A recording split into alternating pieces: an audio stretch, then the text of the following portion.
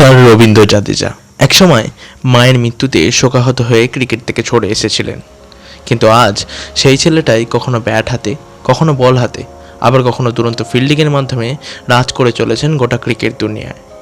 এক সাধারণ চৌকিদার বাবার ছেলে থেকে কীভাবে ভারতবাসীর সবথেকে ভরসাযোগ্য অলরাউন্ডার হয়ে উঠলেন, আজ সেই গল্পই শোনাবো তোমাদের। সালটা 1988, 6 ডিসেম্বর। গুজরাটের জামনগর জেলার নাবাগ্রাম ঘেদ শহরে এক রাজপুত পরিবারে জন্ম তার। জাদেজার বাবা ছিলেন একটি বেসরকারি নিরাপত্তা সংস্থার প্রহরী। পরিবারের দারিদ্রতা ফুটে উঠত তাদের সবসময়। ছোটবেলায় একটা ঘরেই ছিল তাদের সমগ্র সংসার। যদিও জাদেজার বাবা তাকে একজন আর্মি অফিসার হতে দেখতে চেয়েছিলেন, কিন্তু ওই যে কথায় আছে না, ভাগ্যের চাকা নিয়তির দিকেই ঘোরে। হয়তো সেই কারণবশতই ছোটবেলা থেকেই ক্রিকেটই তার প্রধান সাধনা। দিনের বেশিরভাগ সময়ই পাড়ায় ক্রিকেট খেলতেন তিনি, আর এইভাবেই ছোট্ট জাদেজা স্বপ্ন দেখেন তিনিও একদিন ক্রিকেটার হবেন। আর ছেলের এই স্বপ্নে সঙ্গী হয়েছিলেন তার মা। কিন্তু আমাদের কারোর হাতেই আমাদের ভবিষ্যৎ থাকে না। অনেক সময় আমরা ভাবি এক আর হয় সম্পূর্ণই আর এক। ঠিক কিছুটা এমনই হয় জাদেজার সাথে, এবং এই ছন্দপতনের বশীভূত হয়ে তিনি ক্রিকেটকে চিরতরে বিদায় জানাতে বসেছিলেন। এমত অবস্থায় তার পাশে এসে দাঁড়ান তার দিদি। জাদেজা আবারও পেলেন কিছুটা সাহস এবং ব্যাট হাতে নামলেন ময়দানে। তবে এবারে শুধু নামলেন না, নিজের সর্বস্ব দিয়ে ব্যাকুল হয়ে উঠলেন নিজের সাধনাকে পাবে বলে। আর এর ফলস্বরূপ 2005 সালেই মাত্র 16 বছর বয়সে ভারতের হয়ে আন্ডার-19 ইন্ডিয়ান ক্রিকেট টিমে খেলার সুযোগ পান তিনি, এবং 2006 সালে শ্রীলঙ্কায় অনুষ্ঠিত আন্ডার-19 বিশ্বকাপে তিনি ভারতীয় দলে জায়গা পাকা করে নেন। ফাইনালে চিরপ্রতিদ্বন্দ্বী পাকিস্তানের বিরুদ্ধে 3 উইকেট নিয়ে দৃষ্টি আকর্ষণ করে। এরপর আর তাকে পিছন ফিরে তাকাতে হয়নি।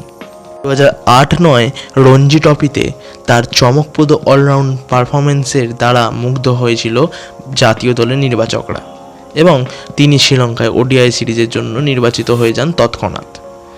2009 সিরিজের শেষ ম্যাচে আন্তর্জাতিক অভিষেক হয় জাদেজার। না, এখানেই শেষ নয়, বরং এই ছিল তার শুরু। এরপর যত দিন গেছে জাদেজা তত শক্তিশালী হয়ে এগিয়ে গেছেন লক্ষ্য বরাবর। ময়দানে তিনি বারংবার প্রমাণ করে গেছেন কেন তিনি ভারতের শ্রেষ্ঠ অলরাউন্ডার, এবং ক্রমে তিনি হয়ে উঠেছেন তাবড় তাবড় প্লেয়ারদের চিন্তার অন্যতম কারণ। কখনো বাঁ হাতে ঝড় তুলেছেন ক্রিজে, আবার কখনো বা বাঁ হাতের অফ স্পিনে তাসের ঘরের মতো ঝরিয়ে দিয়েছেন বিপক্ষের ব্যাটিং লাইন আপ। তবে ভারতীয় জার্সি গায়ে ক্রিকেটে তার অবদান বরাবরই তার জাত চিনিয়েছে ভারতীয় দর্শকদের, এবং অবশেষে 2012 সালে সিএসকে কিনে নেন তাকে।